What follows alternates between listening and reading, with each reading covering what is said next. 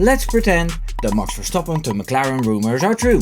The next step would be to evaluate whether that's a good move or not. Seeing where McLaren is right now, and their loud CEO, some people might think it's a bad idea. But in this video, I'll try to show you that Max Verstappen and McLaren are actually better together than you think. I'm Wimbo. Here's 3 seconds to leave a like. Max Verstappen is a true racer. He loves everything that goes fast and he's a very competitive sportsman. He has his own sim racing team where he drives all kinds of classes of cars, and he has a GT3 team to race endurance races. Just like this season when he drove the Nürburgring 24 on the Nordschleife. Now McLaren happens to be a true racing powerhouse with multi-series ambition. Unlike a lot of other F1 teams, McLaren is a genuine race team competing at the highest level across Formula 1, IndyCar, Arrow McLaren, and returning to the top tier endurance racing in the WEC series in 2027. Max, who loves sim racing and has broad motorsport interests, will love racing for an organization that lives and breathes racing across many different disciplines. McLaren is making a big return in endurance racing with their new hypercar. This LMDH prototype will compete in the FIA Endurance Championship WEC and at the famous 24 Hours of Le Mans starting in 2027. Max Verstappen has always said he wanted to do that race, and with McLaren, this should be a whole lot easier than with Red Bull. I've been negative about McLaren in the past because Verstappen and Norris were fighting for a title, and as a chauvinistic Dutchman, I had to defend my man. But I have a deep respect for the history of McLaren over the years. It's one of the legendary teams that made the history of Formula 1 so colourful. Their history earned them a really good name in motorsport. Talking about earning, let's go to reason number 2. The reason why I'm confident the move to McLaren can happen for Verstappen is because McLaren has massive financial firepower and long-term stability thanks to some huge sponsors. They have investors from the Middle East, from Bahrain and Abu Dhabi, plus a major partner like Etihad. So it makes it clear that McLaren has the resources to build a no-compromise championship machine, especially with the best F1 driver in their midst. This means top facilities, aggressive development, and the budget to attract the very best talent without the internal politics plaguing Oracle Red Bull Racing and other big teams on the grid. Say what you want about Zak Brown, but he built an awesome team from pretty much the ground up in the 2010s.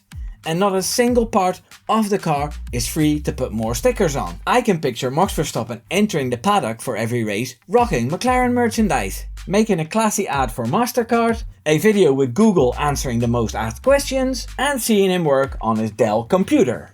The options are endless. Zak Brown knows this too. He loves an opportunity like that, even if he has to make a deal with Oscar Piastri to buy him out of his remaining contract. He did the same with Daniel Ricciardo to get Piastri, so the investment to get Max Verstappen in Papaya would pay out tenfold, no doubt. More money to steal staff from Red Bull, which is reason number 3. The benefit for Max Verstappen joining the Woking team is that he will be reuniting with his trusted inner circle. Max will instantly reconnect with key Red Bull members who have already moved to McLaren. Some just got better job opportunities, and some were tired of the internal struggles at the Milton Keynes team.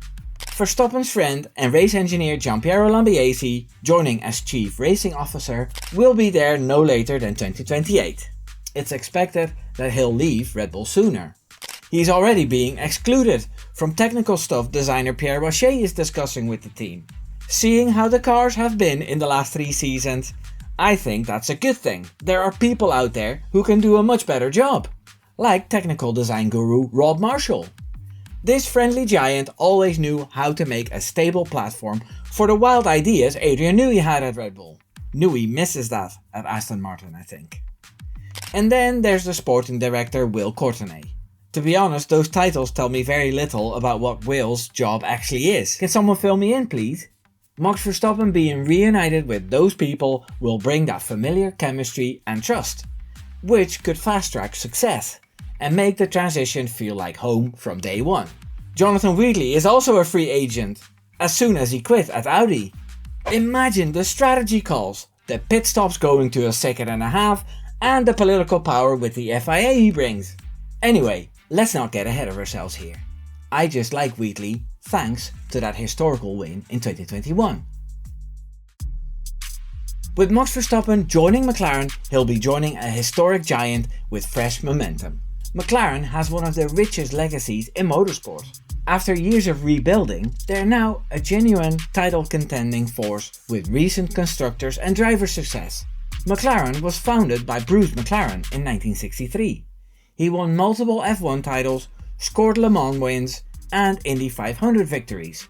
That man loves racing as much as Max Verstappen does now. Max would add to that legendary papaya legacy while benefiting from a stable, well-run team environment under Zak Brown and Andrea Stella.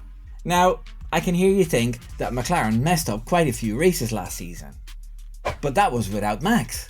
People are worried that Verstappen won't gel with the papaya rules culture. But I say that none of that will be necessary.